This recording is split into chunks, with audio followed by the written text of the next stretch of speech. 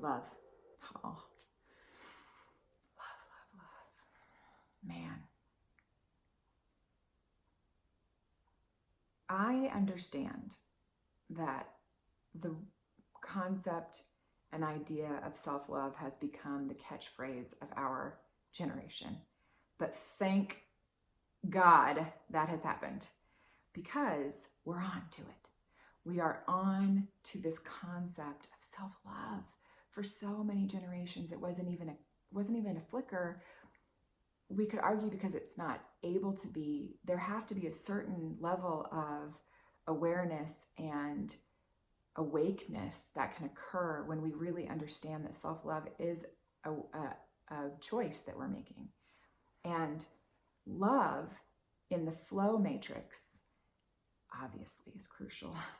And when tapped into, you will return to one place and one place only. That is the deep, intense love of self. Man, know thyself.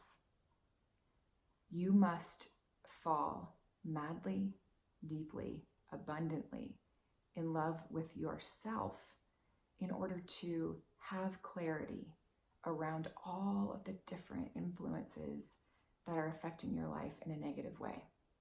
When you fall in love with yourself, the path is made clear. Yourself is in direct relationship with your highest power and your highest vibration. To fall in love with yourself is to fall in love with the greatest sources of energy that we know about. I think that makes a whole lot of sense. I think what people confuse a lot is to love themselves seems selfish or self-centered, when it's actually the opposite. We are a child of God. We are a child of the highest resources. To fall in love with that is to basically honor and give attention to the fact that we are the children of the greatest energy out there. That couldn't be more clear to me. Love in the flow matrix can be used in two different ways. Nope. Love in the flow matrix can be identified from two sources. One being, to me, the most important, and one you will always come back to, is the love of yourself. The deep, abundant, banana heads love of yourself. The other love happens in the quickness of a moment. If we use the example of, oh no, I'm late. Oh no, I'm late. Become the observer. Find the worry source. The worry is that I'm fearful that I will be disappointing to somebody. I'm fearful that I will not show up the way that I said that I would.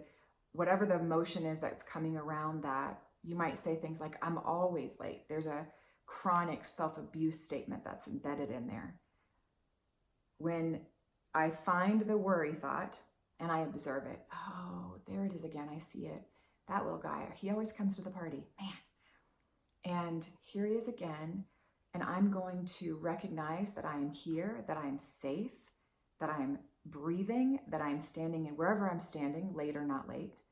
And now love comes to the party.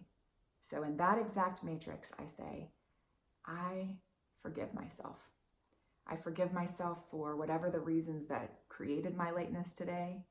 I forgive myself that if I'm worried about disappointing others, I'm giving my power to this other person in place, and I'm going to give it back to myself, which means I consciously or subconsciously made myself late. Was that because I was trying to rebel against the desires and hopes that others have for me? Whenever we recognize the thoughts and feelings and emotions that are behind the thing, we can begin to place love on top of all of it. Love is the part that sets everything free. Love is when you start to breathe. Love always comes home to a heart center that's just you, simple, unfaulted, unworried, breathing, present you.